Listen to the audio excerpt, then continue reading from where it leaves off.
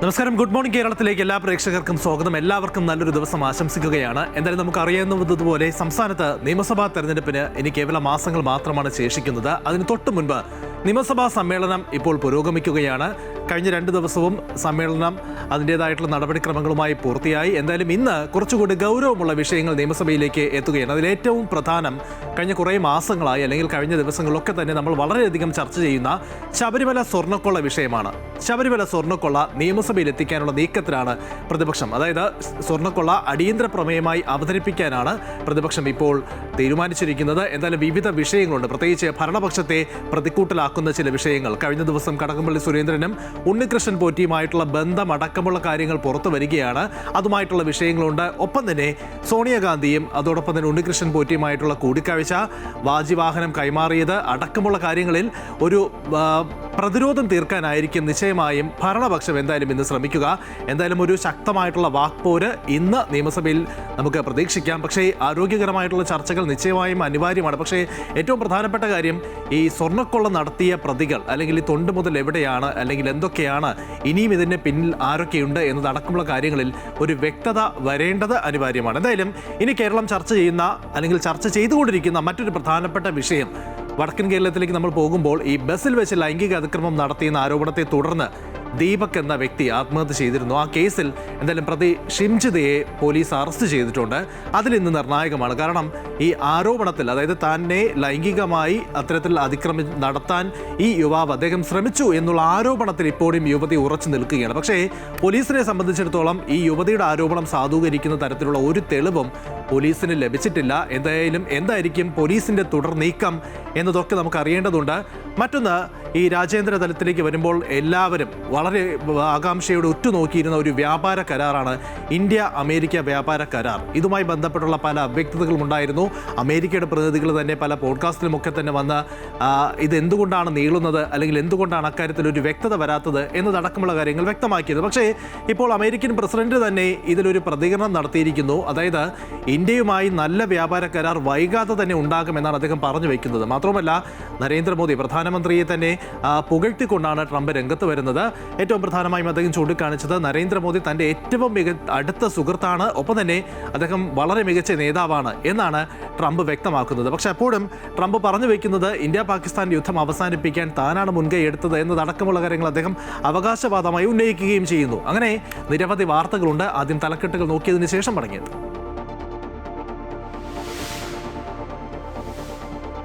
Sabarimala സ്വർണ്ണക്കൊള്ളയിൽ N വാസുവിന്റെ ജാമ്യാപേക്ഷ ഇന്ന് supreme കോടതിയിൽ. തെളിവ് ശേഖരണം ഉൾപ്പെടെ പൂർത്തിയായതിനാൽ കസ്റ്റഡി അനിവാര്യമല്ലെന്ന് വാദം.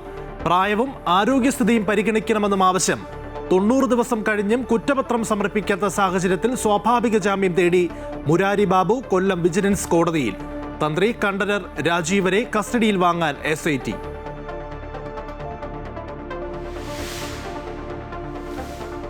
ശബരിമല സ്വർണ്ണക്കൊള്ളയിൽ നിയമസഭയിൽ സർക്കാർ പ്രതിപക്ഷ പോരിന് സാധ്യത. അടിയന്തര പ്രമേയ നോട്ടീസായി കൊണ്ടുവരാൻ പ്രതിപക്ഷം. പ്രതിപട്ടികയിലുള്ളവരുടെ പാർട്ടി ബന്ധവും കടകംപള്ളിക്കെതിരായ പോറ്റിയുടെ മൊഴിയും ആയുധമാക്കാൻ പ്രതിപക്ഷം.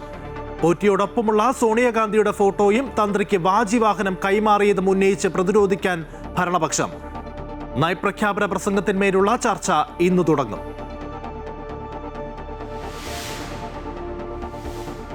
ബലാത്സംഗ കേസിൽ ജയിലിൽ കഴിയുന്ന രാഹുൽ മാങ്കൂട്ടത്തിൽ MLA ജാമ്യ ഹർജിയിൽ ഇന്ന് പത്തനംതിട്ട ജില്ലാ സെഷൻസ് കോടതിയിൽ വാദം. രാഹുലിനെതിരെ കൂടുതൽ തെളിവുകൾ കോടതിയിൽ സമർപ്പിക്കാൻ ക്രൈംബ്രാഞ്ച്.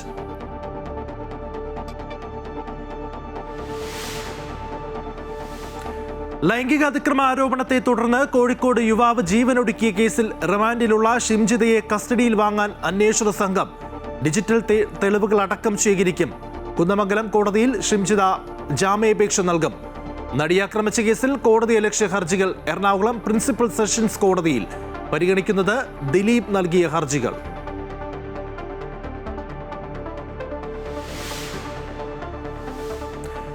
ഗ്രീൻലാൻഡ് ഏറ്റെടുക്കാനുള്ള അമേരിക്കൻ നീക്കത്തെ എതിർത്ത യൂറോപ്യൻ രാജ്യങ്ങൾക്ക് മേൽ അധിക തീരുവ ചുമത്താനുള്ള നീക്കം ഉപേക്ഷിച്ച് ഡൊണാൾഡ് ട്രംപ്. ഗ്രീൻലാൻഡിന് വേണ്ടിയുള്ള കരാറിന്റെ കരട് ചട്ടക്കൂട് തയ്യാറെന്ന ട്രംപ് തീരുമാനം നാറ്റോ ജനറലുമായിട്ടുള്ള കൂടിക്കാഴ്ചയ്ക്ക് ശേഷം. ഇന്ത്യ പാക് യുദ്ധം നടത്തിയത് താനെന്ന് ദാവോസിലും ആവർത്തിച്ച് ട്രംപ്.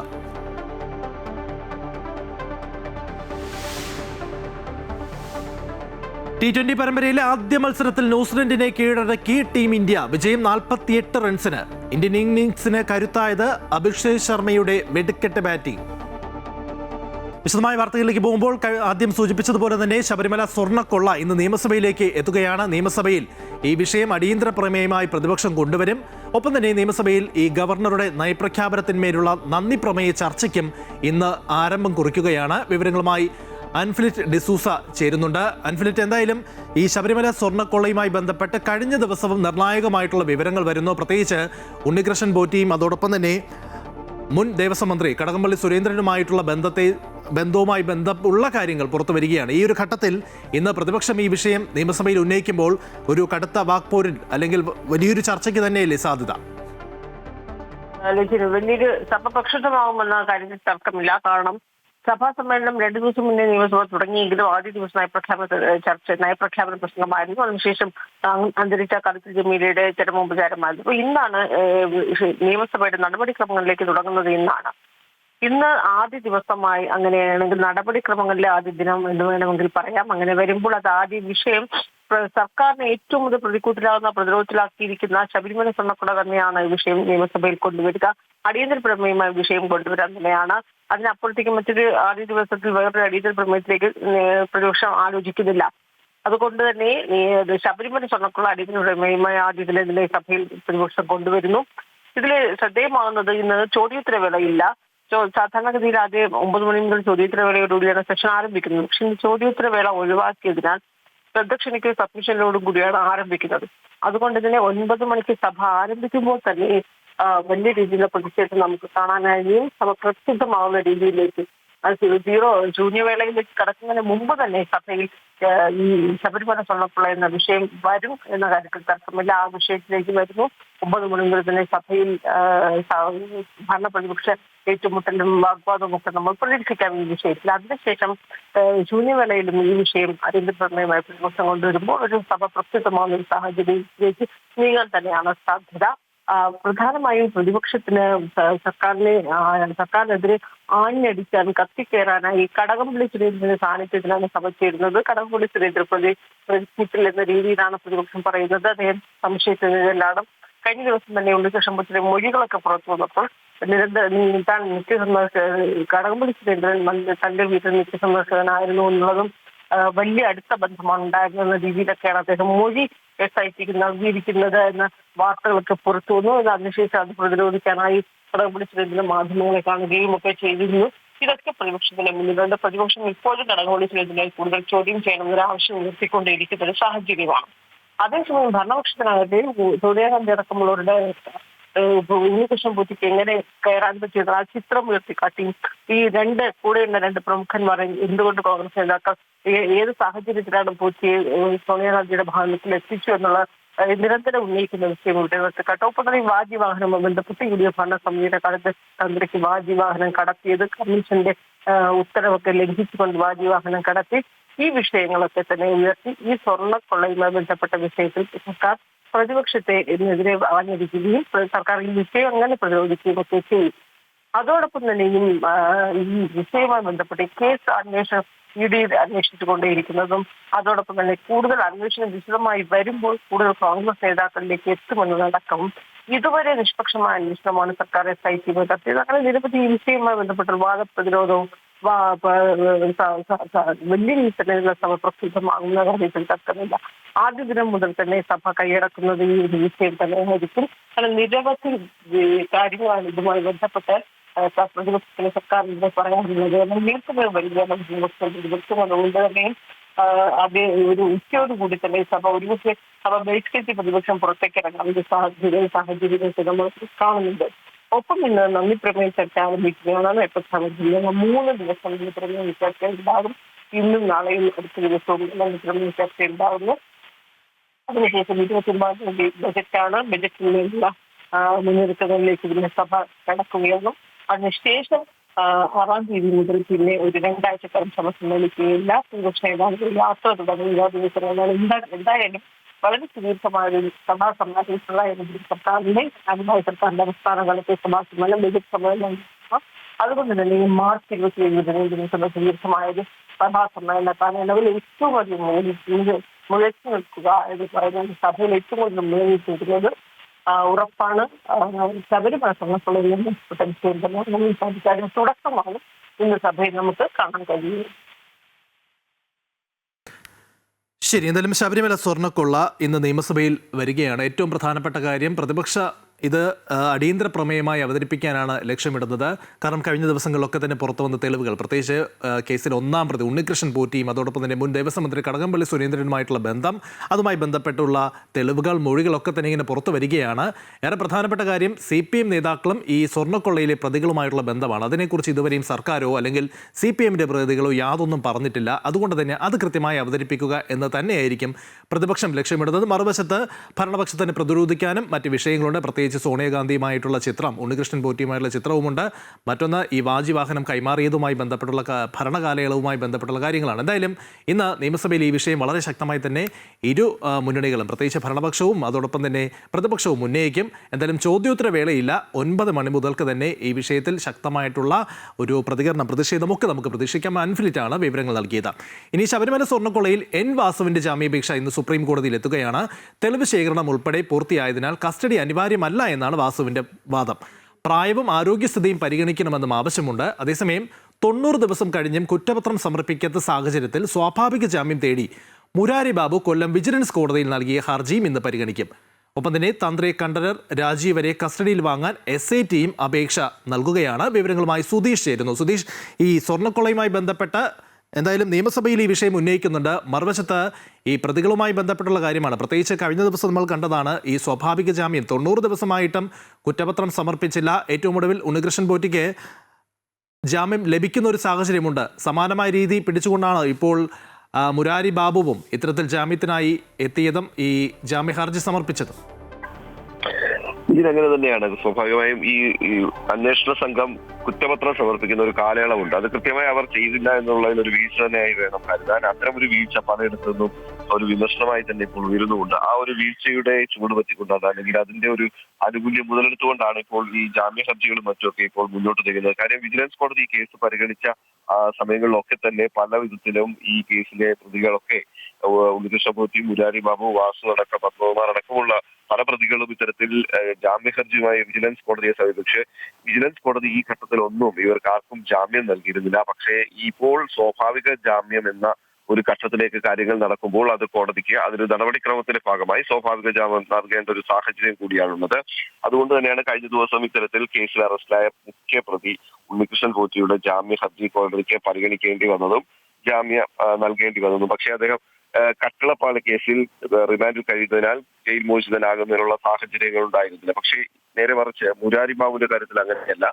ഈ സ്വർണ്ണക്കൊള്ളയുമായി ബന്ധപ്പെട്ട് അറസ്റ്റിലാകുന്ന ആദ്യത്തെ ഉദ്യോഗസ്ഥൻ കൂടിയാണ് മുരാരി ബാബു.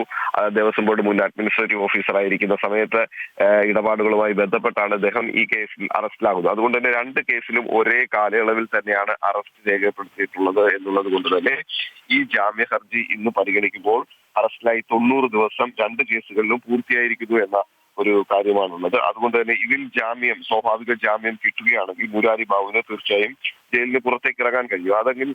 അങ്ങനെയെങ്കിൽ ഈ കേസിലെ വളരെ നിർണായകമായ ചില കാര്യങ്ങളിലേക്കൊക്കെ കടക്കുന്നതിന് അന്വേഷണ സംഘത്തിനോ മറ്റു ഉദ്യോഗസ്ഥർക്കോ ഒക്കെ അതൊരു ബുദ്ധിമുട്ടാകുമെന്ന കാര്യത്തിൽ സംശയമില്ല. കാര്യം മുരാരി ബാബു ഈ അഡ്മിനിസ്ട്രേറ്റീവ് ഓഫീസർ ആയിരിക്കുന്ന സമയത്ത് ഇതിനകത്ത് നടത്തിയ ചില നീക്കങ്ങൾ അതൊക്കെ പ്രത്യേക അന്വേഷണ സംഘം വളരെ കൃത്യതയോടുകൂടി തന്നെ കണ്ടെത്തുകയും ഇതുമായി ബന്ധപ്പെട്ട് ഉണ്ണികൃഷ്ണൻ പോറ്റിക്കും മുരാരി ബാബുവിനുള്ള ബന്ധങ്ങളും മറ്റുമൊക്കെ പുറത്തു വന്ന സാഹചര്യവും കൂടി കണക്കിലെടുക്കുമ്പോൾ ഈ 90 ദിവസം പൂർത്തിയാക്കുമ്പോൾ ജാമ്യ ഹർജിയിൽ കോടതി ജാമ്യം നൽകുകയാണെങ്കിൽ മുരാരി ബാബുവിന് ജയിലിൽ നിന്ന് പുറത്തേക്ക് ഇറങ്ങാൻ കഴിയും. ഒപ്പം തന്നെയാണ് തന്ത്രി ഈ കേസിൽ തന്ത്രിയുടെ കസ്റ്റഡി ആവശ്യപ്പെട്ടുകൊണ്ട് SIT കസ്റ്റഡി അപേക്ഷ നൽകിയിട്ടുള്ളത്. അതും ഇന്ന് കൊല്ലം വിജിലൻസ് കോടതി പരിഗണിക്കും.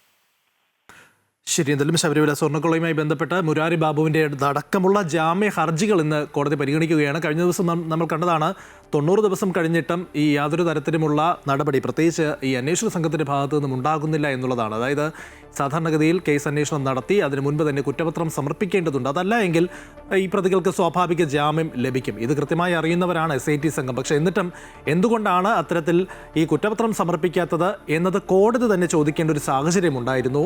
ഇന്ന് മുരാരി ബാബുവിനും അത്തരത്തിൽ ജാമ്യം കിട്ടുകയാണെങ്കിൽ അത് തീർച്ചയായിട്ടും SITയെ സംബന്ധിച്ചിടത്തോളം ഒരു കനത്ത തിരിച്ചടിയായിരിക്കും.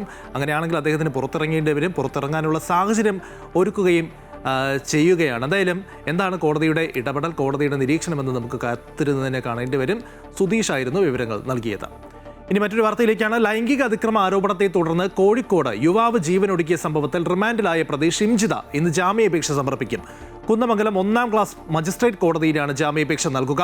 കഴിഞ്ഞ ദിവസം പ്രതി മുൻകൂർ ജാമ്യാപേക്ഷ നൽകിയിരുന്നുവെങ്കിലും അറസ്റ്റോടുകൂടി അത് അപ്രസക്തമാണ്. അതേസമയം പോലീസിന് ഷിംജിതയിൽ നിന്നും ഡിജിറ്റൽ തെളിവുകൾ ഉൾപ്പെടെ ശേഖരിക്കേണ്ട സാഹചര്യത്തിൽ ഇന്ന് കസ്റ്റഡി അപേക്ഷ നൽകാനും സാധ്യതയുണ്ട്. വിവരങ്ങളുമായി വർഷ ചേരുകയാണ്. വർഷ, ഗുഡ് മോർണിംഗ്. എന്തായാലും ഈ വീണ്ടും കേരളം ചർച്ച ചെയ്തുകൊണ്ടിരിക്കുന്ന വളരെ പ്രധാനപ്പെട്ട ഒരു വിഷയമാണ്. അപ്പോഴാണ് ഈ ഡിജിറ്റൽ തെളിവുകൾ ശേഖരിക്കുക എന്നുള്ള ഒരു നടപടിയിലേക്ക് പോലീസ് കടക്കുന്നത്. മാത്രമല്ല ഈ ഷിംജിത ഇപ്പോഴും പറയുന്നത് തനിക്ക് നേരെ ഇത്തരമൊരു അതിക്രമം ഉണ്ടായി എന്നതടക്കമുള്ള കാര്യങ്ങൾ പറഞ്ഞു നിൽക്കുകയാണ്, അല്ലേ?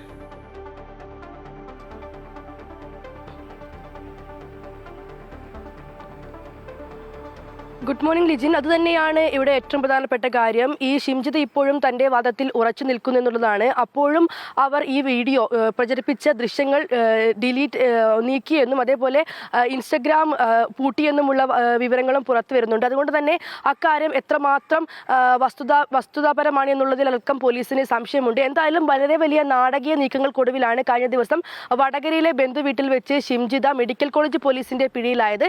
എന്നാൽ ഈ അറസ്റ്റുമായി ബന്ധപ്പെട്ടുൾപ്പെടെയുള്ള പല വിവാദങ്ങളും ഇപ്പോഴും ഉയർന്നു വരികയാണ്. ഷിംജിതയെ പോലീസ് അറസ്റ്റ് ചെയ്തത് മഫ്തി വേഷത്തിലെത്തി സ്വകാര്യ വാഹനത്തിലാണ് എന്നുള്ളതാണ് ഏറ്റവും പ്രധാനപ്പെട്ട കാര്യം. ഇതിന്റെ എല്ലാം സാഹചര്യത്തിൽ പോലീസിനെതിരെയും വളരെ വലിയ ആരോപണങ്ങൾ ഉയർന്നു വരുന്നുണ്ട്.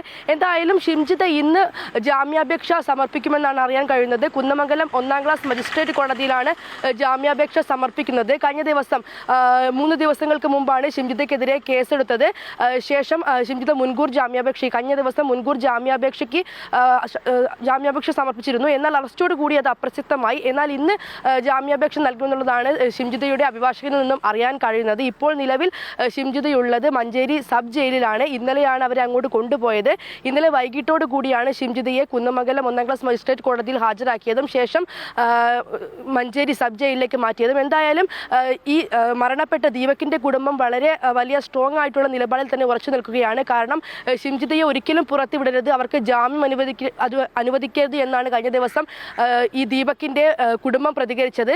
എന്തായാലും നാടകീയ നീക്കങ്ങൾക്കെല്ലാം ഒടുവിൽ ഷിംജിത പോലീസിന്റെ പിടിയിലായിരിക്കുകയാണ്. ഇനി ജാമ്യം ലഭിക്കുമോ എന്നുള്ള കാര്യമാണ് അറിയാനുള്ളത്. ഷിംജിതയ്ക്കെതിരെ ആത്മഹത്യാ പ്രേരണ കുറ്റത്തിനാണ് കേസ് എടുത്തിട്ടുള്ളത് എന്നുള്ളതും ഇവിടെ പ്രധാനപ്പെട്ട കാര്യമാണ്. ലിജിൻ, വെച്ച് ലൈംഗിക അതിക്രമം നടത്തിയെന്ന ആരോപണത്തെ തുടർന്നാണ് ദീപക് ആത്മഹത്യ ചെയ്തത്. അതിനെ തുടർന്നാണ് ഇപ്പോൾ ഈ ഷിംജിത യുവതിയെ പോലീസ് അറസ്റ്റ് ചെയ്തിരിക്കുന്നത്. പക്ഷേ ഇപ്പോഴും താൻ ഉന്നയിച്ച ആരോപണങ്ങൾ ശരിയെന്ന നിലപാടിലാണ് ഷിംജിത ഉറച്ചു നിൽക്കുന്നത്. പക്ഷേ അതിനെ സാധൂകരിക്കുന്ന തെളിവുകളൊന്നും തന്നെ പോലീസിന് ലഭിച്ചിട്ടില്ല. അതുകൊണ്ട് തന്നെയാണ് ഇപ്പോൾ അത് കസ്റ്റഡിയിൽ വാങ്ങാനുള്ള നീക്കം പോലീസ് നടത്തുന്നത്. പ്രത്യേകിച്ച് ഡിജിറ്റൽ തെളിവുകൾ ശേഖരിക്കുക, മാത്രമല്ല ഈ ബസ്സിലൊപ്പമുണ്ടായിരുന്ന യാത്രക്കാരുമായി ബന്ധപ്പെട്ട് മൊഴിയെടുക്കുക എന്നതടക്കമുള്ള കാര്യങ്ങളിലേക്ക് പോലീസ് കടക്കുമെന്നാണ് മനസ്സിലാക്കുന്നത്.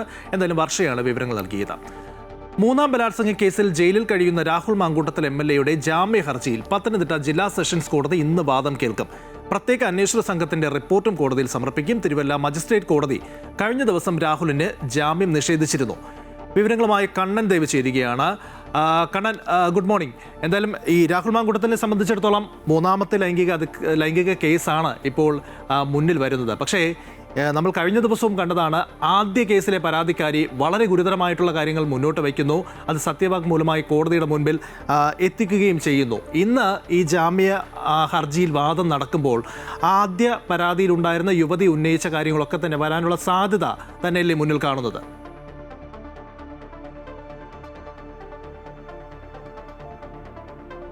അതെ ലിജിൻ, ഗുഡ് മോർണിംഗ്. ജിൻ പറഞ്ഞതുപോലെ തന്നെയാണ് ഈ ആദ്യ കേസിലെ പരാതിക്കാരി ഇപ്പോൾ നൽകിയ സത്യവാങ്മൂലം തന്നെയായിരിക്കും ഇന്ന് കോടതിയിലും പ്രധാനമായും ഉന്നയിക്കപ്പെടുന്നത്. അതായത് പ്രോസിക്യൂഷൻ അത് തന്നെയായിരിക്കും ഉന്നയിക്കപ്പെടുന്നത്. ഈ ജാമ്യ ഹർജി കഴിഞ്ഞ ദിവസം തിരുവല്ല കോടതി തള്ളിയതും ഇന്ന് ഈ പത്തനംതിട്ട കോടതിയിൽ അറിയിക്കും. മാത്രമല്ല അത് രാഹുലിന്റെ ജാമ്യാപേക്ഷയിൽ പ്രതികൂലമായി തന്നെയാണ് ബാധിക്കുക. കഴിഞ്ഞ ദിവസത്തെ ഈ ഒന്നാം പരാതിക്കാരിയുടെ ഈ സത്യവാങ്മൂലം പ്രതികൂലമായി തന്നെയായിരിക്കും ബാധിക്കുക. ഇദ്ദേഹത്തിന്റെ കുറിച്ചുള്ള, അതായത് ഇദ്ദേഹത്തിന്റെ ഈ ഗുരുതരമായിട്ടുള്ള ആരോപണങ്ങളാണ് ഇദ്ദേഹത്തിനെതിരെ ഉന്നയിച്ചിട്ടുള്ളത്. ഇദ്ദേഹം ലൈംഗിക വൈകൃതമുള്ള ആളാണ്. മാത്രമല്ല ഇദ്ദേഹം ഈ പീഡന സമയത്ത് പകർത്തിയ ദൃശ്യങ്ങളടക്കം പുറത്തുവിടാൻ സാധ്യതയുണ്ട്. ഇദ്ദേഹത്തിന് ജാമ്യം നൽകിയാൽ അത്തരത്തിലുള്ള പ്രവൃത്തികൾ ചെയ്യുമെന്നതടക്കമുള്ള കാര്യങ്ങളാണ് ഈ ആദ്യ പരാതിക്കാരി കഴിഞ്ഞ ദിവസം സത്യവാങ്മൂലത്തിൽ അറിയിച്ചത്. മാത്രമല്ല ഈ ആദ്യ പരാതിക്കാരിയുടെ ഈ സത്യവാങ്മൂലത്തിലുള്ളത് ഈ വീഡിയോ ദൃശ്യങ്ങൾ പുറത്തുവിടുന്നതിനപ്പുറം ഈ ക്രൂരമായ പീഡനം ഏൽക്കേണ്ടി വന്നിട്ടുണ്ട്. മാത്രമല്ല ഇദ്ദേഹം ഒരു MLA ആണ്. ഇദ്ദേഹത്തിന് ഇത്തരം കേസുകളിൽ ഈ വെറുതെ ജാമ്യം നൽകുന്നത് മറ്റുള്ളവർക്ക് അതൊരു നല്ല സന്ദേശമായിരിക്കില്ല നൽകുന്നതെന്ന് തുടങ്ങിയ കാര്യങ്ങളൊക്കെ സത്യവാങ്മൂലത്തിൽ പറയുന്നുണ്ട്. ഇതൊക്കെ പരിഗണിച്ചാകും ഇന്ന് പത്തനംതിട്ട കോടതി ഈ വാദം കേൾക്കുക. പ്രോസിക്യൂഷൻ ഇത്തരത്തിലുള്ള കാര്യങ്ങളായിരിക്കും വാദിക്കുക. എന്നാൽ രാഹുൽ മാങ്കൂട്ടത്തിൽ കഴിഞ്ഞ ദിവസം പറഞ്ഞ കാര്യങ്ങളൊക്കെ തന്നെയാവും വീണ്ടും പറയുക. ഇത്തരത്തിൽ ഇതൊരു ഗൂഢാലോചനയാണ് എന്ന തരത്തിലുള്ള കാര്യങ്ങളൊക്കെ ആയിരിക്കും പറയുക. എന്നാൽ കോടതി ഇത് അംഗീകരിക്കാൻ സാധ്യതയില്ല. രാഹുലിന്റെ ജാമ്യാപേക്ഷയിൽ ഒരു പ്രതികൂല വിധി തന്നെയായിരിക്കും ഇന്നും ഉണ്ടാവുക. ലിജിൻ, ശരി. എന്നാലും ബലാത്സംഗ കേസിൽ ജയിലിൽ കഴിയുന്ന രാഹുൽ മാങ്കൂട്ടത്തിൽ MLAയുടെ ജാമ്യ ഹർജിയിലാണ് ഇന്ന് പത്തനംതിട്ട ജില്ലാ സെഷൻസ് കോടതി വാദം കേൾക്കുന്നത്. ഏറ്റവും പ്രധാനപ്പെട്ട കാര്യം, ഒന്നാം ലൈംഗിക പീഡന കേസിലെ പരാതിക്കാരി കഴിഞ്ഞ ദിവസം വളരെ ഗുരുതരമായിട്ടുള്ള ആക്ഷേപങ്ങൾ മുന്നോട്ട് വെച്ചിരുന്നു. അത് അവർ കോടതിയെ സത്യവാങ്മൂലമായി സമർപ്പിക്കുകയും ചെയ്തു. എന്തായാലും ഇന്ന് ഈ കോടതിയിൽ ഈ ജാമ്യ അപേക്ഷ എത്തുമ്പോൾ, അല്ലെങ്കിൽ ജാമ്യത്തിൽ വാദം നടക്കുമ്പോൾ ഇതൊക്കെ തന്നെ പരിഗണനയിൽ വരുമെന്നാണ് മനസ്സിലാക്കുന്നത്. അങ്ങനെയാണെങ്കിൽ തീർച്ചയായിട്ടും അത് രാഹുൽ മാങ്കൂട്ടത്തിനെ സംബന്ധിച്ചിടത്തോളം കനത്ത തിരിച്ചടിയാകാനാണ് സാധ്യത. മറുവശത്ത് രാഹുലും അതോടൊപ്പം തന്നെ അദ്ദേഹത്തിന്റെ അഭിഭാഷകനും ഇപ്പോഴും പറയുന്നത് ഇത് ഗൂഢാലോചനയാണ്, ഉഭയകക്ഷി സമ്മതപ്രകാരം ഉണ്ടായിരുന്ന കാര്യങ്ങളാണ്, പക്ഷേ ഇപ്പോൾ ഇതാ മറ്റൊരു രീതിയിലേക്ക് വളച്ചൊടിക്കുന്നു എന്നതാണ്. എന്തായാലും കോടതിയുടെ നടപടികൾ എന്താണെന്ന് നമുക്ക് അറിയേണ്ടിയിരിക്കുന്നു. കണ്ണനായിരുന്നു വിവരങ്ങൾ നൽകിയത്. ഗ്രീൻലാൻഡിനെ ചൊല്ലി എതിർപ്പ് പ്രകടിപ്പിച്ചതിനെ തുടർന്ന് യൂറോപ്യൻ രാജ്യങ്ങൾക്കെതിരെ ഇറക്കുമതി തീരുവ ചുമത്താനുള്ള നീക്കം പിൻവലിച്ച് US പ്രസിഡന്റ് ഡൊണാൾഡ് ട്രംപ്. ഗ്രീൻലാൻഡിന്റെ ഭാവി സംബന്ധിച്ച് നാറ്റോയുമായി ധാരണയിലെത്തിയതിനെ തുടർന്നാണ് ഫെബ്രുവരി 1 മുതൽ താരിഫ് ഏർപ്പെടുത്താനുള്ള തീരുമാനം ട്രംപ് പിൻവലിച്ചത്. ഈ ധാരണ അമേരിക്കയ്ക്കും നാറ്റോ രാജ്യങ്ങൾക്കും ഗുണകരമാകുമെന്ന് ട്രംപ് പറഞ്ഞു. ഗ്രീൻലാൻഡിന്റെ ഉടമസ്ഥാവകാശത്തെക്കുറിച്ചുള്ള ചർച്ചകൾ തുടരുമെന്നും vice president JD Vance, state secretary Marco Rubio എന്നിവർ ചർച്ചകൾക്ക് നേതൃത്വം നൽകുമെന്നും അദ്ദേഹം അറിയിച്ചു. സമൂഹ മാധ്യമമായ പ്ലാറ്റ്ഫോമായ ദ ട്രൂത്തിലൂടെയാണ് ട്രംപ് നിലപാട് വ്യക്തമാക്കിയത്. അതേസമയം ഇന്ത്യയുമായി നല്ല വ്യാപാര കരാർ വൈകാതെ ഉണ്ടാകുമെന്ന് US പ്രസിഡന്റ് ഡൊണാൾഡ് ട്രംപ് പ്രതികരിച്ചു. ഇതിനായുള്ള ചർച്ചകൾ നന്നായി നടക്കുന്നു എന്നും അദ്ദേഹം വ്യക്തമാക്കി. നരേന്ദ്രമോദി മികച്ച നേതാവും അടുത്ത സുഹൃത്തുമാണ്. മോദിയോട് ഏറെ ബഹുമാനമുണ്ട്. ഇന്ത്യ പാക് യുദ്ധം നിർത്തിയത് താനെന്ന് ദാവോസിലും ട്രംപ് ആവർത്തിക്കുകയാണ്. അതേസമയം ആഗോള നേതാക്കളുടെയും ബിസിനസ് പ്രമുഖരുടെയും സാന്നിധ്യത്തിൽ സ്വിറ്റ്സർലാൻഡിലെ ദാവോസിൽ നടന്ന ലോക സാമ്പത്തിക ഫോറത്തിൽ അമേരിക്കൻ പ്രസിഡന്റ് ഡൊണാൾഡ് ട്രംപ് വീണ്ടും അമേരിക്ക ഫസ്റ്റ് നയം ആവർത്തിച്ചു. പറഞ്ഞ വാക്ക് പാലിക്കാൻ പ്രധാനമന്ത്രി നാളെ തിരുവനന്തപുരത്ത് എത്തുകയാണ്. കോർപ്പറേഷൻ സ്വന്തമാക്കിയ ആ ചരിത്ര വിജയം ആഘോഷിക്കും. തിരുവനന്തപുരത്തിന്റെ വികസന രൂപരേഖയും പുറത്തിറക്കും. കേരളത്തിന് അനുവദിച്ച പുതിയ 4 ട്രെയിനുകളുടെ ഉദ്ഘാടനവും നിർവഹിക്കും. മറ്റ് എന്തൊക്കെയുണ്ടാകും എന്ന് കാത്തിരിക്കുകയാണ് തിരുവനന്തപുരം നിവാസികളും രാഷ്ട്രീയ കേരളം. തിരുവനന്തപുരം കോർപ്പറേഷൻ ഭരണം നേടിയാൽ 45 ദിവസത്തിനകം പ്രധാനമന്ത്രി തലസ്ഥാനത്തെത്തുമെന്നായിരുന്നു BJPയുടെ തെരഞ്ഞെടുപ്പ് വാഗ്ദാനം. ഭരണം പിടിച്ചതിന് പിന്നാലെ വാക്കുപാലിച്ചെത്തുന്ന മോദിയുടെ വമ്പൻ പ്രഖ്യാപനങ്ങൾ തലസ്ഥാനത്തുണ്ടായേക്കുമെന്നാണ് പ്രതീക്ഷ. വെള്ളിയാഴ്ച തിരുവനന്തപുരത്തെത്തുന്ന പ്രധാനമന്ത്രിയെ വൻ റോഡ് ഷോ ഒരുക്കി സ്വീകരിക്കുമെന്ന് BJP നേതാക്കൾ അറിയിച്ചു. പുത്തരിക്കണ്ടം മൈതാനിയിൽ നടക്കുന്ന സമ്മേളനത്തിൽ പ്രധാനമന്ത്രി സംസാരിക്കും. വികസിത തിരുവനന്തപുരത്തിന്റെ ബ്ലൂ പ്രിന്റ് പ്രധാനമന്ത്രി പുറത്തിറക്കുന്നതാകും ഏറ്റവും ശ്രദ്ധേയം. കേരളത്തിൽ നിന്നുള്ള അമൃത് ഭാരത് റെയിൽ സർവീസ് അന്നേ ദിവസം പ്രധാനമന്ത്രി ഫ്ളാഗ് ഓഫ് ചെയ്യും. തലസ്ഥാനത്ത് പുതിയ കേന്ദ്ര പദ്ധതികൾ, സ്മാർട്ട് സിറ്റിയുടെ അടുത്ത ഘട്ടം, മാലിന്യ സംസ്കരണത്തിനുള്ള ബൃഹത് സംരംഭം, വിഴിഞ്ഞം തുറമുഖം കണക്ട് ചെയ്തുള്ള വികസന കോറിഡോർ അടക്കം പ്ലാനിലുണ്ടെന്നാണ് സൂചന. അമൃത ന്യൂസ്, തിരുവനന്തപുരം. കോഴിക്കോട് താമരശ്ശേരി ചുരത്തിൽ ഭാരവാഹനങ്ങൾക്ക് നിയന്ത്രണം ഏർപ്പെടുത്തി. ഇന്നും നാളെയും ഭാരവാഹനങ്ങൾ കടത്തിവിടില്ല. നാടുവാണി, കുറ്റ്യാടി ചുരങ്ങൾ വഴി വാഹനങ്ങൾ തിരിച്ചുവിടും. 6-ാം വളവിലെ മുറിച്ചിട്ട മരം നീക്കാനാണ് നിയന്ത്രണം. ശബരിമലയിൽ സ്വർണ്ണ പരിശോധന പൂർത്തിയാക്കി പ്രത്യേക അന്വേഷണ സംഘം. എന്നാൽ രേഖകളുടെ പരിശോധന തുടരുകയാണ്. ശ്രീകോവിലിന്റെ പഴയ വാതിൽപ്പാളികളും പഴയ കൊടിമരത്തിന്റെ പഞ്ചവർണ്ണ തറയിലെ അഷ്ടദിക്പാലകരുടെ ശില്പങ്ങളും സ്ട്രോങ് റൂമിൽ നിന്നും പുറത്തെടുത്ത് പരിശോധിച്ചു. പഴയ വാതിൽപ്പാളികളുടെ സാമ്പിളുകളും ശേഖരിച്ചു. കൂടാതെ മോഷണം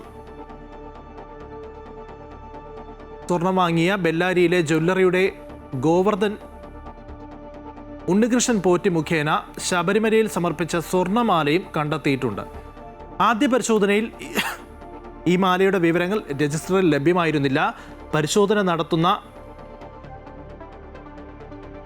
സെറ്റായിക്കൊണ്ടിരിക്കുന്നു. SITയുടെ ഒരു സംഘം മലയിറങ്ങി, മറ്റൊരു സംഘമാണ് രേഖകളുടെ പരിശോധന നടത്തുന്നത്.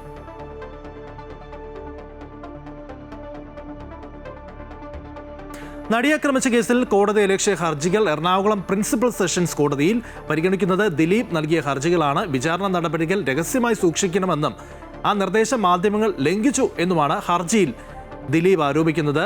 കൂടുതൽ വിവരങ്ങളുമായി അശ്വതി ചേരുകയാണ്. Aswathy, good morning. എന്തായാലും ദിലീപ് ഹർജി നൽകുകയാണ്. എന്തൊക്കെ പ്രധാനപ്പെട്ട കാര്യങ്ങളാണ് ദിലീപ് ഈ ഹർജിയിലൂടെ ചൂണ്ടിക്കാണിക്കുന്നത് അല്ലെങ്കിൽ ഉന്നയിക്കുന്നത്?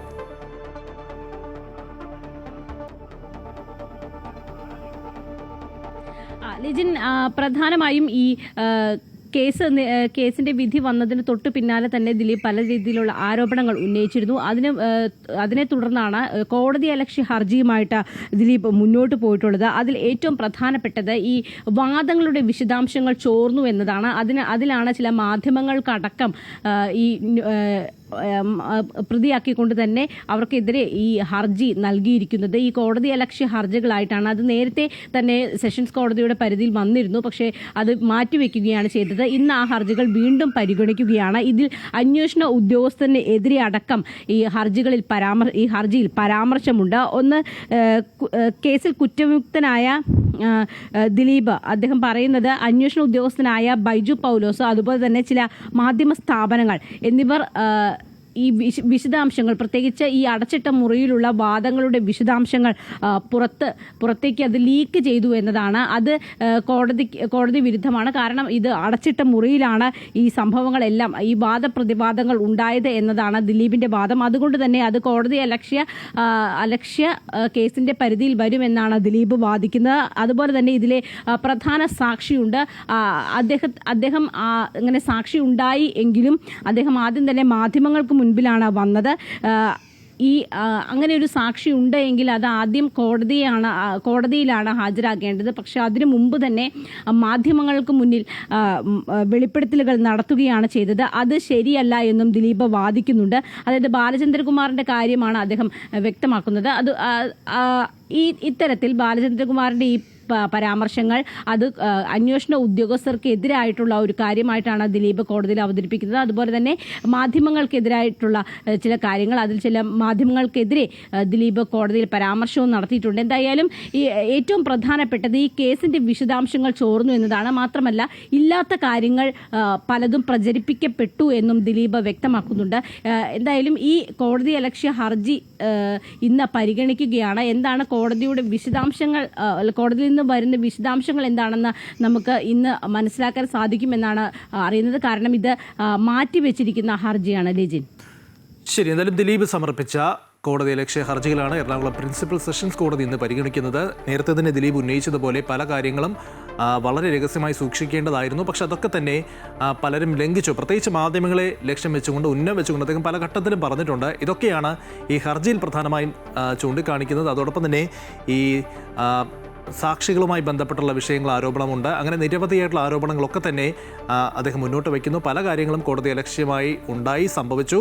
അതിലൊക്കെ തന്നെയാണ് ദിലീപ് ഇപ്പോൾ ചൂണ്ടിക്കാണിക്കുന്നത്. എന്തായാലും കോടതിയുടെ ഇടപെടൽ, കോടതി എന്താണ് നിരീക്ഷണം നടത്തുന്നത് എന്നതൊക്കെ നമുക്ക് അറിയേണ്ടിയുണ്ട്.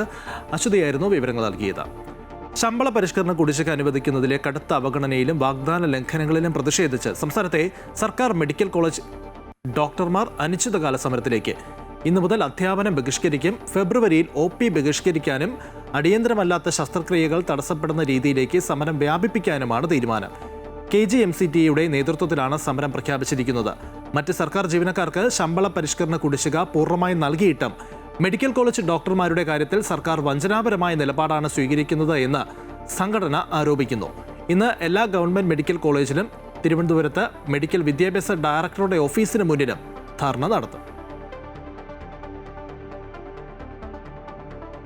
ഏഷ്യയിലെ ഏറ്റവും വലിയ സാഹിത്യോത്സവമായ കേരള ലിറ്ററേച്ചർ ഫെസ്റ്റിന് ഇന്ന് കോഴിക്കോട് തിരിതെളിയും. കോഴിക്കോട് ബീച്ചിൽ നടക്കുന്ന KLF വൈകിട്ട് 6 മണിക്ക് മുഖ്യമന്ത്രി പിണറായി വിജയൻ ഉദ്ഘാടനം ചെയ്യും. സിനിമ, സാഹിത്യ, രാഷ്ട്രീയ രംഗത്തെ നിരവധി പേർ ചടങ്ങിൽ പങ്കെടുക്കും. ഇന്ത്യൻ വംശജയായ ബഹിരാകാശ യാത്രിക സുനിത വില്യംസ് ഇന്ന് KLFന്റെ ഭാഗമാകും. 22 മുതൽ 25 വരെയാണ് fest. International queueing association Amrita വിശ്വവിദ്യാപീഠവുമായി ചേർന്ന് സംഘടിപ്പിക്കുന്ന സംസ്ഥാന ക്യൂസിംഗ് ചാമ്പ്യൻഷിപ്പിന്റെ എറണാകുളം ജില്ലാതല മത്സരം നടന്നു. ജൂനിയർ, സബ് ജൂനിയർ വിഭാഗങ്ങളിലായി സംഘടിപ്പിച്ച മത്സരത്തിൽ ഭവൻസ് ഗിരിനഗറും ഭവൻസ് എളമക്കരയും ജേതാക്കളായി. ജില്ലയിലെ വിവിധ സ്കൂളുകളിൽ നിന്നായി 400ഓളം വിദ്യാർത്ഥികൾ പങ്കെടുത്തു. ക്യൂസ് ചാമ്പ്യൻഷിപ്പിലെ വിജയികൾക്ക് Ernakulam south ACP Rajkumar cash പ്രൈസും ട്രോഫിയും കൈമാറി. Team 4. 200? Yes. And they dropped the bombs on Hiroshima and Nagasaki. Absolutely right. These are the planes that dropped the bomb on Hiroshima and Nagasaki. Enola Gay and കല, സാഹിത്യം, ശാസ്ത്രം, ചരിത്രം, പൊതുവിജ്ഞാനം തുടങ്ങി അറിവിന്റെ സർവ്വതലങ്ങളെയും സ്പർശിക്കുന്നതായിരുന്നു international queueing association Amrita വിശ്വവിദ്യാപീഠവുമായി ചേർന്ന് Edappally അല്ലമിൻ public സ്കൂളിൽ സംഘടിപ്പിച്ച ജില്ലാതല ക്യൂസ് മത്സരം. സംസ്ഥാന ചാമ്പ്യൻഷിപ്പിൽ പങ്കെടുക്കാനുള്ളവരെ കണ്ടെത്താൻ സംഘടിപ്പിക്കുന്ന ജില്ലാതല മത്സരങ്ങളിൽ 9ാമത് മത്സരമാണ് എറണാകുളത്ത് നടന്നത്. ക്വിസ് എന്ന് പറഞ്ഞതൊരു ഇത്രയും ഇന്റർനാഷണലി ആക്സെപ്റ്റഡ് ആയിട്ടുള്ള ഒരു ഗെയിം എന്ന് തന്നെ വേണമെങ്കിൽ പറയാം. പക്ഷെ അതിന് നമുക്കൊരു അംഗീകൃതമായിട്ടുള്ളൊരു മത്സരം ഇല്ല. അപ്പം അങ്ങനെ നടത്തുക എന്നൊരു ഉദ്ദേശത്തിലാണ് ഞങ്ങൾ സംസ്ഥാനതല ക്വിസിംഗ് ചാമ്പ്യൻഷിപ്പ് എന്ന് പറഞ്ഞൊരു ആശയം കൊണ്ടുവരുന്നതും ജില്ലകളിൽ നിന്നും ജില്ലാതല ക്വിസിംഗ് ചാമ്പ്യന്മാരെ തിരഞ്ഞെടുത്ത് അവർക്ക് മത്സരം നടത്തി സംസ്ഥാനതല ക്വിസിംഗ് ചാമ്പ്യൻഷിപ്പ് നടത്തുന്നതും. സബ് ജൂനിയർ, ജൂനിയർ വിഭാഗങ്ങളിലായി 400ഓളം വിദ്യാർത്ഥികൾ മത്സരത്തിൽ പങ്കെടുത്തു. ജൂനിയർ വിഭാഗത്തിൽ ഭവൻസ് ഗിരിനഗറും സബ് ജൂനിയർ വിഭാഗത്തിൽ ഭവൻസ് എളമക്കരയും ജേതാക്കളായി. ഭവൻസ് തിരുവാങ്കുളം, ഭവൻസ് മുൻഷി വിദ്യാശ്രമം എന്നീ ടീമുകളാണ് ജൂനിയർ, സബ് ജൂനിയർ വിഭാഗത്തിൽ 2ാം സ്ഥാനം കരസ്ഥമാക്കിയത്. ക്യൂസ് ചാമ്പ്യൻഷിപ്പ് വിദ്യാർത്ഥികൾക്ക് മികച്ച അനുഭവമായി. ഓവറോൾ നല്ല എക്സ്പീരിയൻസ് ആയിരുന്നു. പ്രിലിംസ് ഞങ്ങൾക്ക് ഇത്തിരി ടഫായിട്ട് തോന്നി, എന്നാലും ഞങ്ങൾ ക്വാളിഫൈ ചെയ്തു. പിന്നെയായിരുന്നു ഫൈനൽസും ടഫ് ക്വസ്റ്റ്യൻസ് തന്നെയായിരുന്നു. നല്ല ഇൻട്രസ്റ്റിംഗ്, നമുക്ക് കുറേ ആലോചിക്കാൻ വേണ്ടിയുള്ള ക്വസ്റ്റ്യൻസ് തന്നെയായിരുന്നു. കുറച്ച് നേരം എടുത്തു കഴിഞ്ഞിട്ട് ഞങ്ങൾ തന്നെ ക്രാക്ക് ചെയ്തു. ലാസ്റ്റ് റൗണ്ടൊക്കെ ഞങ്ങൾ നല്ല സേഫായിട്ട് കളിച്ചു. നല്ല രസമായിരുന്നു. കുറേ ക്വസ്റ്റ്യൻസ് കിട്ടി, നല്ലോണം നോളജ് കിട്ടി. പിന്നെ ക്വിസ് മാസ്റ്റർ നല്ല ഇൻട്രസ്റ്റിംഗ് ആയിട്ടുള്ള ക്വസ്റ്റ്യൻസ് ഇറക്കിയെന്ന്. എറണാകുളം സൗത്ത് ACP രാജ്കുമാർ വിജയികൾക്ക് ക്യാഷ് പ്രൈസും ട്രോഫിയും കൈമാറി. ഏത് തരം മത്സര പരീക്ഷ പാസ്സാകുമ്പോഴും നമ്മളുടെ ജനറൽ നോളജ് വളരെ അത്യാവശ്യമായ ഒരു കാര്യമാണ്. ഇന്ത്യൻ സിവിൽ സർവീസ് നേടിയെടുക്കുന്ന ആൾക്കാരെ ശ്രദ്ധിച്ചു കഴിഞ്ഞാൽ തന്നെ അറിയാം, അവരെല്ലാവരും തന്നെ ഉയർന്ന വിദ്യാഭ്യാസം നേടിയിട്ടെത്തുന്നവരുടെ എണ്ണമാണ് കൂടുതൽ. NITയുടെ പ്രോഡക്റ്റോ IIT പ്രോഡക്റ്റോ അതല്ലെങ്കിൽ MBBS MD ഒക്കെ കഴിഞ്ഞതിന് ശേഷവും ഇന്ത്യൻ സിവിൽ സർവീസ് എക്സാം എഴുതിക്കൊണ്ട് UPSC പരീക്ഷ എഴുതിക്കൊണ്ട് അതിൽ നിന്ന് നേടിയെടുക്കുന്ന ആൾക്കാരാണ് നമ്മളുടെ എറണാകുളം ജില്ലയിൽ എത്തിച്ചേർന്ന കളക്ടറായാലും എറണാകുളം ജില്ലയിൽ എത്തിച്ചേർന്ന ജില്ലാ പോലീസ് മേധാവി, അത് കമ്മീഷണർ സാറും അതിൽ നിന്നൊക്കെ ഉയർന്ന് സംസ്ഥാന ചീഫ് സെക്രട്ടറി ആയോ അതല്ലെങ്കിൽ സംസ്ഥാന പോലീസ് മേധാവിയൊക്കെ ആയി മാറുന്നത്. മികവാർന്ന പഠനത്തിന് ശേഷം അവർ മത്സര പരീക്ഷകളിൽ പങ്കെടുത്ത് വളരെയധികം ഉയർന്ന റാങ്ക് നേടിയതിന് ശേഷമാണ് ആ പദവികളിലേക്ക് എത്തുന്നത്. അങ്ങനെ ആ പദവികളിലേക്ക് എത്തിച്ചേരുന്നതിൻ്റെ ആദ്യ പടി എന്നുള്ള രീതിയിലാണ് നമ്മളുടെ GK, നമ്മൾ മറ്റ് ജനറൽ അവയർനെസ് എല്ലാം പഠിച്ചു വരുന്നത്. അതിൻ്റെ ഒരു തുടക്കം നിങ്ങളിൽ ഉണ്ടാക്കാൻ, നിങ്ങളുടെയൊക്കെ ഉള്ളിലുള്ള ആഗ്രഹങ്ങൾ സഫലീകരിക്കുന്നതിലേക്കായി ഇത്തരം ക്വിസ് കോമ്പറ്റീഷൻസ് വളരെ നല്ലതാണ്. KSFE urban regional chief manager Saji Joseph, Allameen public school vice principal Shibi Marakkar, IQA Ernakulam district chapter coordinator Gopika Janaki, Bhavans Kochi Kendra vice chairman Vijayakumar Ambatt, Amrita news regional head Sreejith M Nair തുടങ്ങിയവർ പരിപാടിയിൽ പങ്കെടുത്തു. 14 ജില്ലകളിലെയും ചാമ്പ്യന്മാർ കേരളത്തിന്റെ ഔദ്യോഗിക ക്വിസ് ചാമ്പ്യൻ സ്കൂൾ പദവിക്ക് വേണ്ടി മത്സരിക്കും. മലപ്പുറം, പാലക്കാട്, തൃശൂർ എന്നീ ജില്ലകളിലെ മത്സരങ്ങൾ യഥാക്രമം ജനുവരി 23, 24, 28 തീയതികളിലായി നടക്കും. അമൃത ന്യൂസ്, കൊച്ചി. കോഴിക്കോട് സംഘടിപ്പിച്ച ഭിന്നശേഷിക്കാരായ കുട്ടികളുടെ ദോശ കാർണിവൽ ശ്രദ്ധേയമായി. ഭിന്നശേഷിക്കാരായ കുട്ടികളുടെ കഴിവുകളും പങ്കാളിത്തവും സമൂഹത്തിന് മുന്നിൽ അവതരിപ്പിക്കുന്നതിനായി മാമ്പറ്റ പ്രതീക്ഷ സ്കൂളിലാണ് ദോശ കാർണിവൽ സംഘടിപ്പിച്ചത്. ആ ദോശ കാർണിവലിൻ്റെ കാഴ്ചകളിലേക്ക്.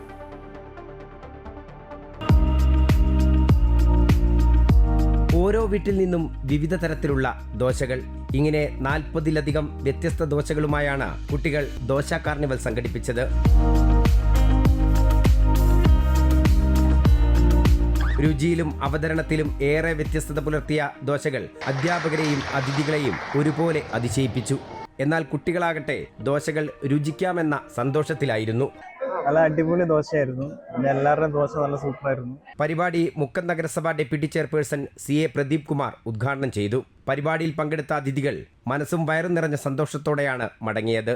ഒരു ദോശ എന്നതിലുപരി ഈ ഒരു കൂട്ടായ്മയോടെ ഒരുമിച്ചിരുന്നു കൊണ്ട് അത് കഴിക്കും കൂടി ചെയ്തപ്പോൾ അതിന് ഇരട്ടി മധുരാണ് ഈ ദോശയ്ക്ക് ഉണ്ടായിട്ടുള്ളത്. ഇങ്ങനത്തെ കുട്ടികളെ സമൂഹം എന്നും മാറ്റി നിർത്തുകയാണ്.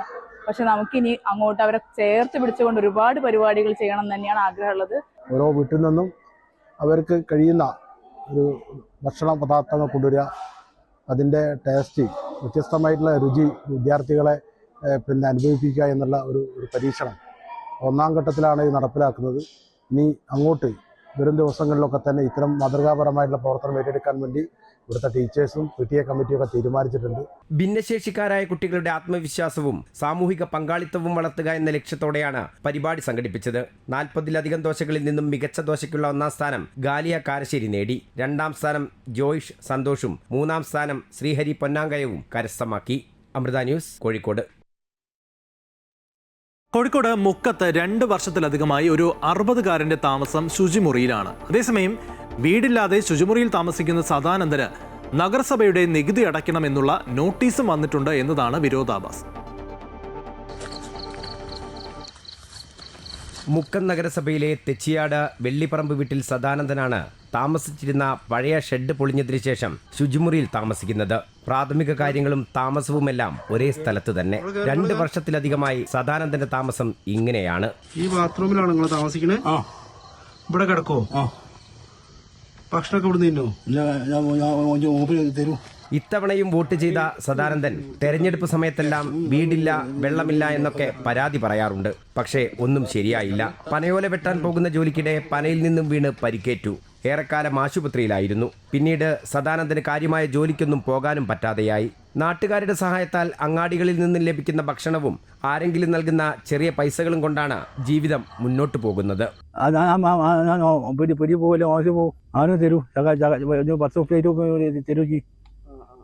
പണിക്ക്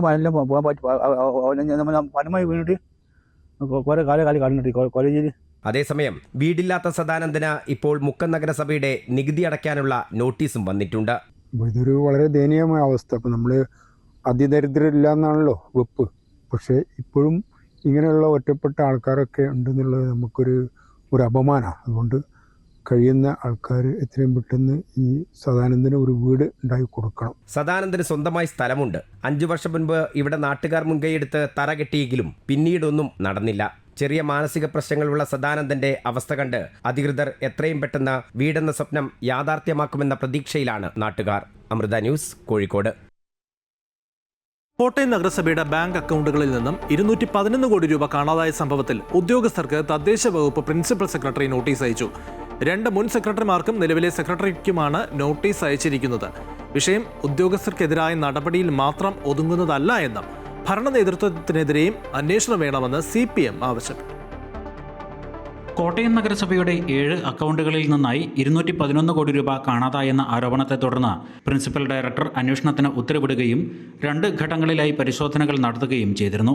സീനിയർ ഫിനാൻസ് ഓഫീസറുടെ നേതൃത്വത്തിൽ സാങ്കേതിക സാമ്പത്തിക വിദഗ്ധർ അടങ്ങിയ സംഘമാണ് പരിശോധനകൾ നടത്തിയത്.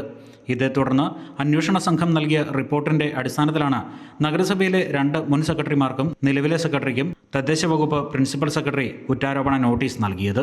മുൻ സെക്രട്ടറിമാരായ നിലവിലെ കാസർഗോഡ് ജില്ലാ പഞ്ചായത്ത് സെക്രട്ടറി S. ബിജു, നിലവിൽ Kannur corporation additional secretary D. Jayakumar എന്നിവർക്കും നിലവിലെ കോട്ടയം നഗരസഭാ സെക്രട്ടറി B. അനിൽകുമാറിനുമാണ് നോട്ടീസ് നൽകിയിട്ടുള്ളത്. വസ്തുനികുതിയുടെ മാനുവൽ രസീതുകൾ വ്യാജമായി സഞ്ജയ സോഫ്റ്റ്വെയറിൽ ചേർത്തതുവഴി നഗരസഭയ്ക്ക് 10.66 കോടി രൂപ നഷ്ടമുണ്ടായെന്നാണ് S. ബിജുവിനും D. ജയകുമാറിനുമെതിരെയുള്ള ആരോപണം. നഗരസഭയുടെ കടമുറികൾ വാടക ഇനത്തിൽ കുടിശ്ശിക വരുത്തിയവർക്ക് വീണ്ടും കരാർ പുതുക്കി നൽകുന്നതിൽ വിയോജനക്കുറിപ്പ് രേഖപ്പെടുത്തിയില്ല എന്നതാണ് ബി അനിൽകുമാറിനെതിരായ ആരോപണം. എന്നാൽ ഉദ്യോഗസ്ഥരിൽ മാത്രം അന്വേഷണം ഒതുങ്ങിയാൽ മതിയാകില്ലെന്നും UDF നേതൃത്വത്തിലുള്ള അന്നത്തെ ഭരണസമിതിയുടെ പങ്കുകൂടി അന്വേഷിക്കണമെന്നും CPM ആവശ്യപ്പെട്ടു. ചെക്ക് രജിസ്റ്റർ കാണാനില്ല, ഡ്രാഫ്റ്റ് രജിസ്റ്റർ കാണാനില്ല. ഇതിൻ്റെ ഭാഗമായി 211 കോടി രൂപയുടെ നഷ്ടം കോട്ടയം നഗരസഭയ്ക്കുണ്ടായി. കോട്ടയം നഗരസഭയിലെ തട്ടിപ്പ് കോട്ടയം മാതൃകയാണ്. ഈ മാതൃക ഇനി വെച്ച് പൊറിപ്പിക്കാനാവില്ല എന്ന് കണ്ടുകൊണ്ടാണ് ഉദ്യോഗസ്ഥന്മാർക്കെല്ലാം നടപടി സ്വീകരിച്ചിട്ടുള്ളത്.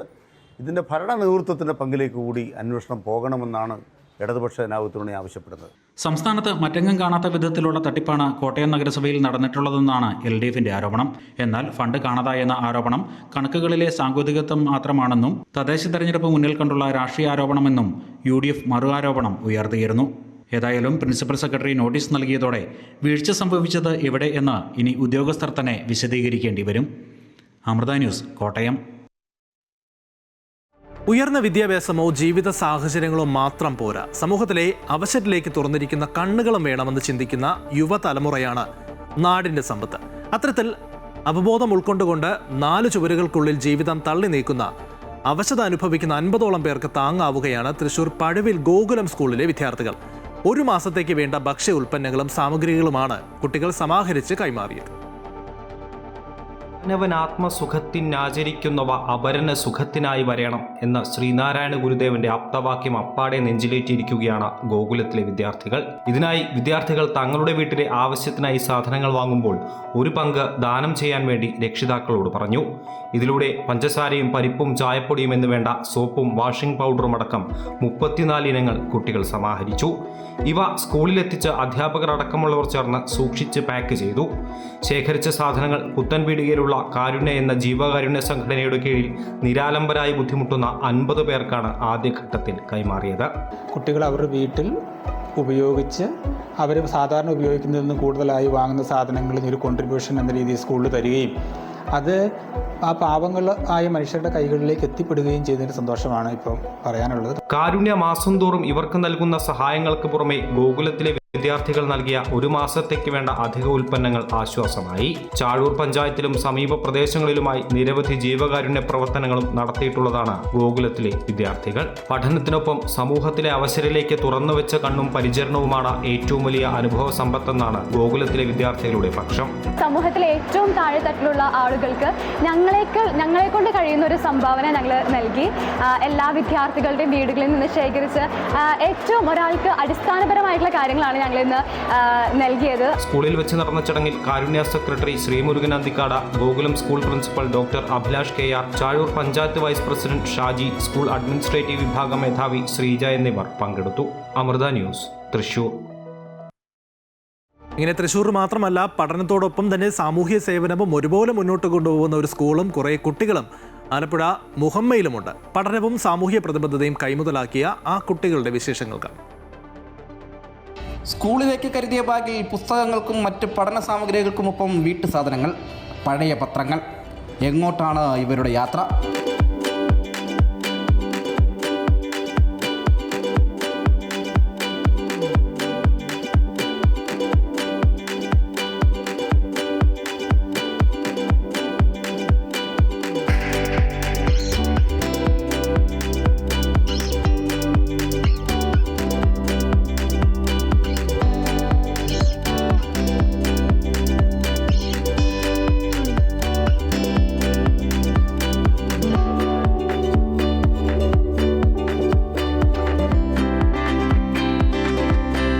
സംശയിക്കേണ്ട, ഈ കുരുന്നുകൾ എത്തുന്നത് സ്കൂളിലേക്ക് തന്നെ.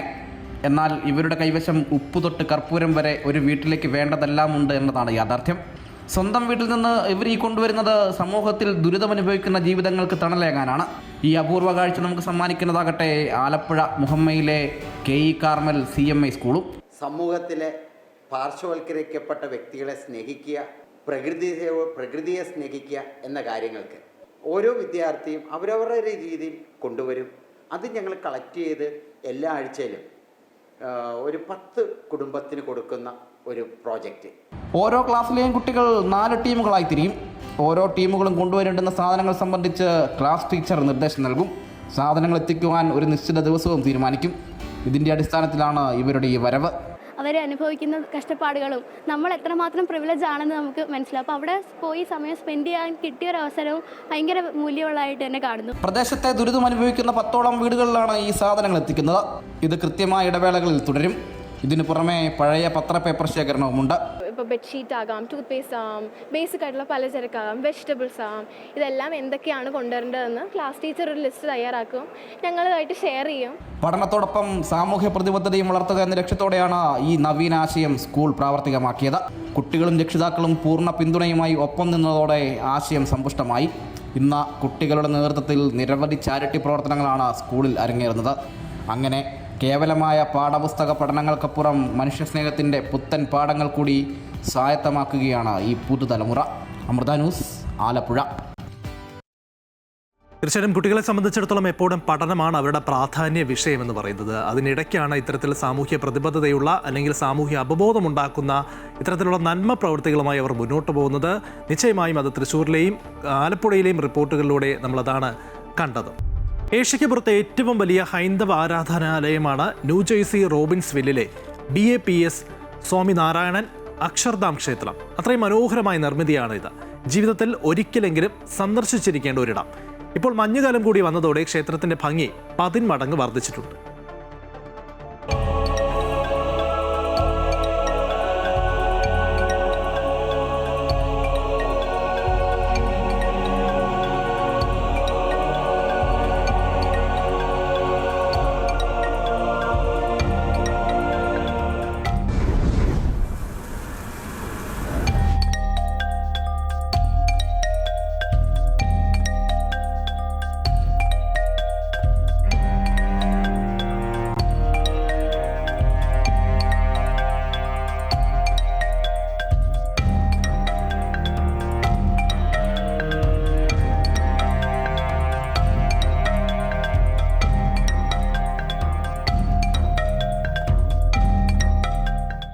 ഏഷ്യയ്ക്ക് പുറത്തെ ഏറ്റവും വലിയ ഹൈന്ദവ ആരാധനാലയമാണ് ന്യൂജേഴ്സി റോബിൻസ്വില്ലിലെ BAPS സ്വാമിനാരായൺ അക്ഷർധാം ക്ഷേത്രം. അത്രയും മനോഹരമായ നിർമ്മിതി.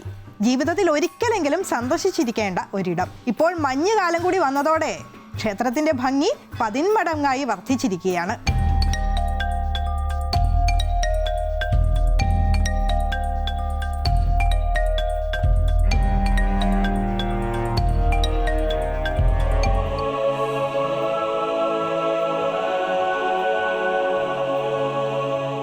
അക്ഷർധാം എന്നാൽ ഈശ്വരന്റെ ദിവ്യവാസസ്ഥലം എന്നർത്ഥം. ശരിക്കും പേരിനെ അന്വർത്ഥമാക്കുന്ന ഇടമാണ് ന്യൂജേഴ്സിയിലെ ഈ ക്ഷേത്രം. 185 ഏക്കറിൽ പരന്നു കിടക്കുന്ന മനോഹരമായ ക്ഷേത്രം ഇന്ത്യയുടെ വാസ്തുവിദ്യ സാംസ്കാരിക പൈതൃകത്തിന്റെ ഉത്തമോദാഹരണം. വലിപ്പത്തിന്റെ കാര്യത്തിൽ കംബോഡിയയിലെ അങ്കോർ വാട്ടിന് ശേഷം ലോകത്തിലെ ഏറ്റവും വലിയ 2ാമത്തെ ക്ഷേത്രം. 2023 ഒക്ടോബറിലാണ് ക്ഷേത്രം ലോകത്തിനായി തുറന്നു കൊടുത്തത്. ഈ അത്ഭുത നിർമ്മിതി കാണാൻ 10,000-കണക്കിന് ആളുകൾ ദിവസേന ഇവിടേക്ക് ഒഴുകിയെത്തുന്നു. ഇപ്പോൾ മഞ്ഞുകാലമായതോടെ ക്ഷേത്രത്തിന്റെ സൗന്ദര്യം മറ്റൊരു ലെവലിലേക്ക് മാറിയിരിക്കുകയാണ്. 19ാം നൂറ്റാണ്ടിൽ ജീവിച്ചിരുന്ന ഹിന്ദു ആത്മീയ നേതാവായിരുന്നു ഭഗവാൻ സ്വാമിനാരായൺ. അദ്ദേഹത്തോടുള്ള ആദരസൂചകമായി രൂപീകൃതമായ സ്വാമിനാരായൺ പ്രസ്ഥാനത്തിന്റെ നേതൃത്വത്തിലാണ് അക്ഷർധാം ക്ഷേത്രങ്ങൾ നിർമ്മിക്കപ്പെട്ടിരിക്കുന്നത്. 2011 ക്ഷേത്രത്തിന്റെ നിർമ്മാണം ആരംഭിച്ചത്. ലോകത്തിന്റെ വിവിധ ഭാഗങ്ങളിൽ നിന്നായി വനിതകളടക്കം 15,000-ഓളം വോളണ്ടിയർമാർ നിർമ്മാണത്തിൽ പങ്കാളികളായി. പ്രാചീന ഇന്ത്യൻ ശില്പകലയുടെ മഹിമ വിളിച്ചോതുന്ന ക്ഷേത്ര സമുച്ചയം. ഇന്ത്യൻ സംഗീതോപകരണങ്ങൾ, നൃത്തരൂപങ്ങൾ, ദേവീദേവ രൂപങ്ങൾ ഉൾപ്പെടെ ശില്പങ്ങളും കൊത്തുപണികളും. പ്രധാന ശ്രീകോവിലിന് പുറമെ 12 ഉപശ്രീകോവിലുകൾ, 9 ഗോപുരങ്ങൾ, 9 പിരമിഡ് ഗോപുരങ്ങൾ. ന്യൂജേഴ്സിയിലെ ശൈത്യത്തെ അതിജീവിക്കാൻ കഴിയുന്ന ബൾഗേറിയൻ ലൈംസ്റ്റോൺ ആണ് ക്ഷേത്രത്തിന്റെ പുറത്ത് ഉപയോഗിച്ചിട്ടുള്ളത്. ഉള്ളിൽ ഗ്രീസും ഇറ്റലിയും ഇന്ത്യയും ഉൾപ്പെടെയുള്ള രാജ്യങ്ങളിൽ നിന്ന് കൊണ്ടുവന്ന ശിലകളും. ക്ഷേത്രത്തിന്റെ ചുവരുകളിൽ US-ന്റെ ചരിത്രവുമായി ബന്ധപ്പെട്ട കൊത്തുപണികളും കാണാം. Martin Luther king junior, Abraham Lincoln തുടങ്ങിയ മഹാരഥന്മാരെ ചുമരിൽ കൊത്തിവെച്ചിട്ടുണ്ട്. ഗംഗാനദി ഉൾപ്പെടെ ഇന്ത്യയിലെ പ്രധാന നദികളിൽ നിന്നുള്ള ജലവും ക്ഷേത്രത്തിൽ സംഭരിച്ചിട്ടുണ്ട്. US-ന് ഇന്ത്യയുടെ സമ്മാനം. ന്യൂജേഴ്സിയിലെ സ്വാമിനാരായൺ അക്ഷർധാം ക്ഷേത്രത്തെ നമുക്ക് അങ്ങനെ വിശേഷിപ്പിക്കാം. ഇവിടെ ജാതി മത ലിംഗ വ്യത്യാസങ്ങളില്ല. ആർക്കു വേണമെങ്കിലും ഇവിടേക്ക് വരാം, പ്രാർത്ഥിക്കാം. അനിർവചനീയമായ ആത്മീയത അനുഭവവേദ്യമാക്കി മടങ്ങാം.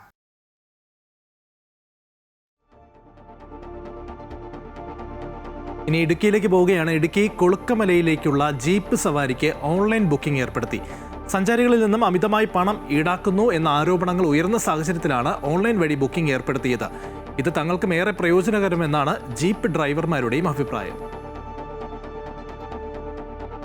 ഇടുക്കിയിലേക്ക് എത്തുന്ന സഞ്ചാരികളുടെ ഏറ്റവും പ്രിയപ്പെട്ട വിനോദസഞ്ചാര കേന്ദ്രമാണ് കേരള തമിഴ്നാട് അതിർത്തിയിലെ കൊളുക്കുമല. ഇവിടെ നിന്നുള്ള ഉദയക്കാഴ്ചകളാണ് സഞ്ചാരികളെ ഏറ്റവും കൂടുതൽ ആകർഷിക്കുന്നത്. ഇപ്പോൾ 200-ലധികം ജീപ്പുകളാണ് കൊളുക്കുമലയിലേക്ക് സവാരിക്കുള്ളത്. മോട്ടോർ വാഹന വകുപ്പിന്റെയും DTPCയുടെയും ഗ്രാമപഞ്ചായത്തിന്റെയും പോലീസിന്റെയും എല്ലാം നിർദ്ദേശങ്ങൾ പാലിച്ചാണ് വാഹനങ്ങൾ സർവീസ് നടത്തുന്നത്. എന്നാൽ ഇതിനിടയിൽ അമിത കൂലി ഈടാക്കുന്നു എന്ന പരാതിയും ഉയർന്നു. ഈ സാഹചര്യത്തിലാണ് സഞ്ചാരികൾക്ക് വാഹനങ്ങൾ നേരിട്ട് ബുക്ക് ചെയ്യാൻ കഴിയുന്ന തരത്തിൽ ഓൺലൈൻ ബുക്കിംഗ് സംവിധാനം ഏർപ്പെടുത്തിയത്. ഈ വരുന്ന സഞ്ചാരികൾക്ക് വരുന്നവർ ഒരു നിരാശയോട് തിരിയാത്ത രീതിയിൽ കൊളുക്കുമല സഞ്ചരിക്കാവുന്ന കൊളുക്കുമല സൺറൈസ് സൂര്യോദയം കാണത്തക്ക രീതിയിലാണ് നമ്മൾ ഇത് ഓൺലൈൻ സംവിധാനം ചെയ്തിട്ടുള്ളത്. നിലവിൽ ഏർപ്പെടുത്തിയിരിക്കുന്ന സംവിധാനം ഏറെ പ്രയോജനകരമാകുമെന്നും ആരോപണങ്ങൾ ഉണ്ടാകാതെ മുന്നോട്ടു പോകാൻ കഴിയുമെന്നും ജീപ്പ് ഡ്രൈവർമാരും പറയുന്നു. സഞ്ചാരികൾക്ക് ഇവിടേക്ക് എത്തുന്നതിന് മുമ്പ് തന്നെ ഓൺലൈനിൽ വാഹനങ്ങൾ ബുക്ക് ചെയ്യാൻ സാധിക്കും. സൈറ്റിൽ കയറുന്നതേ ക്യൂവിലുള്ള വാഹനങ്ങളുടെ ലിസ്റ്റ് ലഭ്യമാകും. ഇവ പരിശോധിച്ച് വാഹനം ബുക്ക് ചെയ്യാം. സഞ്ചാരികൾ എത്തുന്ന സമയത്തു തന്നെ വാഹനങ്ങളും കൊളുക്കുമല യാത്രയ്ക്ക് തയ്യാറായി പ്രവേശന കവാടത്തിലുണ്ടാകും. അമൃത ന്യൂസ്, ഇടുക്കി.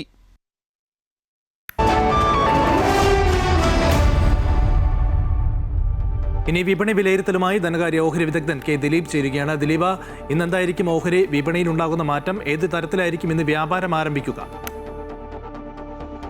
വളരെ വലിയ തോതിലുള്ള കയറ്റിറക്കങ്ങൾക്കൊപ്പം വിപണിയിൽ നഷ്ടം തുടരുകയാണ്. തുടർച്ചയായി 3ാമത്തെ ദിവസവും ഇന്നലെ വലിയൊരു നഷ്ടത്തിൽ വ്യാപാരം അവസാനിപ്പിച്ചു. എന്നാൽ ഇന്ന് നേട്ടത്തിൽ വ്യാപാരം തുടങ്ങുമെന്ന് തന്നെയാണ് കരുതുന്നത്. അതിന് പ്രധാനപ്പെട്ട കാരണം US, യൂറോപ്യൻ വിപണികളിലെല്ലാം നേട്ടമാണ്. അതിൻ്റെ ഒരു പ്രതിഫലനം നമ്മുടെ വിപണിയിൽ ഉണ്ടാകുമെന്ന് തന്നെയാണ് കരുതുന്നത്. കഴിഞ്ഞ കുറച്ച് ദിവസങ്ങളായി തുടരുന്ന വലിയ വിൽപ്പനയ്ക്ക് പ്രധാനപ്പെട്ട ഒരു കാരണം വിദേശ നിക്ഷേപ സ്ഥാപനങ്ങൾ തുടരുന്ന വിൽപ്പനയും ഒപ്പം തന്നെ ആഗോള സാഹചര്യങ്ങൾ, ആഗോള അനിശ്ചിതത്വങ്ങൾ, രാഷ്ട്രീയ അനിശ്ചിതത്വങ്ങളെല്ലാം ഉണ്ടാക്കിയിട്ടുള്ള ഒരു പ്രതിഫലനമാണ് വിപണിയിൽ ഇപ്പോഴത്തെ വിൽപ്പനയ്ക്ക് പ്രധാനപ്പെട്ട കാരണം. ഒപ്പം തന്നെ കമ്പനികളുടെ പ്രവർത്തന ഫലങ്ങൾക്ക് വേണ്ട രീതിയിൽ വിപണിയെ സ്വാധീനിക്കാനുമായില്ല. മുൻനിര ഓഹരികളുടെ കമ്പനികളുടെ പ്രവർത്തന ഫലങ്ങൾ, പ്രത്യേകിച്ചും Reliance, ICICI bank, HDFC bank തുടങ്ങിയവയുടെ പ്രവർത്തന ഫലങ്ങൾക്കും വിപണിയെ സ്വാധീനിക്കാനായില്ല. അതിൻ്റെ ഒരു സ്വാധീനം വിപണിയിലുണ്ട്. എല്ലാ സാങ്കേതിക നിലവാരങ്ങളും ഭേദിച്ചുകൊണ്ടാണ് വിപണിയിൽ വ്യാപാരം നടക്കുന്നത്. പ്രത്യേകിച്ചും 2ാം നിര ചെറുകിട ഓഹരികളിൽ വിൽപ്പനയുടെ തോത് ഗണ്യമായി കൂടുകയും ചെയ്തിട്ടുണ്ട്. ഇന്നലെ 25,000 എന്നുള്ള പ്രധാന നിലവാരത്തിന് താഴേക്ക് മുൻനിര ഓഹരി സൂചിയായി നിഫ്റ്റി വ്യാപാരം നടക്കുകയുണ്ടായി. തുടക്കം തന്നെ ആ ഒരു രീതിയിലായിരുന്നു വ്യാപാരം തുടർന്നത്. എന്നാൽ വളരെ ഉയർന്ന തോതിലുള്ള കയറ്റിറക്കങ്ങൾക്കൊടുവിൽ 25,000-ന് മുകളിൽ വ്യാപാരം അവസാനിപ്പിക്കുകയും ചെയ്തു. എന്തായാലും വരും ദിവസങ്ങളിലും ഗണ്യമായ തോതിലുള്ള കയറ്റിറക്കങ്ങൾ വിപണിയിൽ പ്രതീക്ഷിക്കുന്നുണ്ട്. ഇന്നെന്തായാലും നേട്ടത്തിലായിരിക്കും വ്യാപാരം തുടങ്ങുക.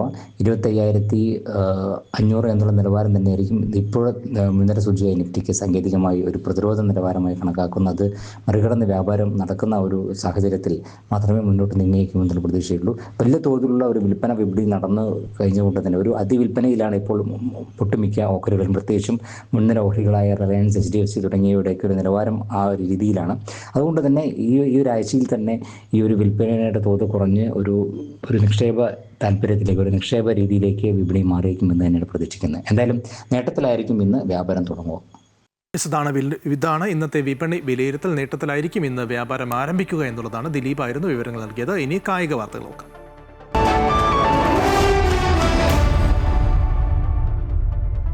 T20 പരമ്പരയിൽ ആദ്യ മത്സരത്തിൽ ന്യൂസിലാൻഡിനെ 48 റൺസിന് പരാജയപ്പെടുത്തി ടീം ഇന്ത്യ. 239 റൺസ് വിജയലക്ഷ്യം പിന്തുടർന്ന കിവീസിന് 20 ഓവറിൽ 7 വിക്കറ്റ് നഷ്ടത്തിൽ 190 റൺസ് എടുക്കാനേ സാധിച്ചുള്ളൂ. ഇതോടെ 5 മത്സരങ്ങളുടെ പരമ്പരയിൽ ഇന്ത്യ മുന്നിലെത്തി. ആദ്യം ബാറ്റ് ചെയ്ത ഇന്ത്യ അഭിഷേക് ശർമ്മയുടെയും റിങ്കു സിംഗിന്റെയും ബാറ്റിംഗ് മികവിൽ 20 ഓവറിൽ 7 വിക്കറ്റ് നഷ്ടത്തിൽ 238 റൺസ് എടുത്തിരുന്നു. അഭിഷേക് ശർമ്മയുടെ വെടിക്കെട്ട് ബാറ്റിംഗ് ആയിരുന്നു ഇന്ത്യൻ ഇന്നിംഗ്സിന്റെ പ്രത്യേകത. 35 പന്തുകൾ നേരിട്ട അഭിഷേക് 8 സിക്സും 5 ഫോറും അടക്കം 84 റൺസ് എടുത്തു. സഞ്ജു സാംസൺ 10 റൺസ് നേടി പുറത്തായി. മറുപടി ബാറ്റിംഗ് ഇറങ്ങിയ ന്യൂസിലൻഡിന് 190 റൺസ് നേടാൻ മാത്രമേ കഴിഞ്ഞുള്ളൂ. പരമ്പരയിലെ അടുത്ത മത്സരം വെള്ളിയാഴ്ച റായ്പൂരിൽ നടക്കും. ഗുഡ് മോർണിംഗ് കേരളം പൂർണ്ണമാവുകയാണ്. കൂടുതൽ വാർത്തകൾക്കായി അമൃത ന്യൂസിന്റെ YouTube ചാനൽ കാണുക. നമസ്കാരം.